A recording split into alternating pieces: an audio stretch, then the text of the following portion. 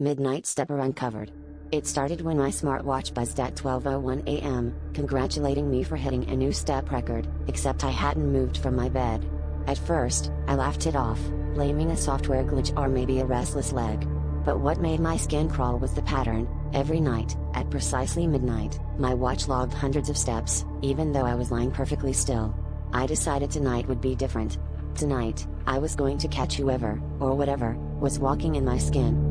I set up my phone to record, its lens fixed on me, and lay down, heart racing.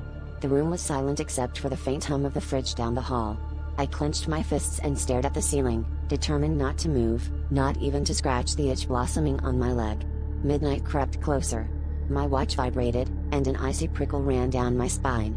The step counter began ticking upward, 1 step, then 10, then 100. But I hadn't budged. I kept my eyes wide open, refusing to blink. That's when I noticed my breath fogging, as if the temperature had dropped 10 degrees. The shadows on the wall began to ripple, stretching long and thin. I felt a pressure crawl up from my feet to my chest, like invisible hands pressing down. My body felt heavy, sluggish, as if something was willing it to move.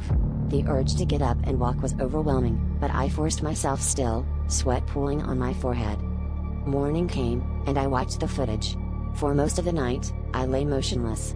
Then, at 12:03, my body sat up, face slack, eyes wide and empty. My limbs jerked and twitched as if pulled by invisible strings, pacing back and forth in the dark.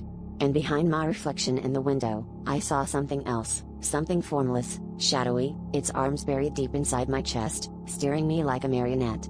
The step counter had stopped at 666. I think tonight, I'll leave the watch off. But I know it'll still find a way to walk.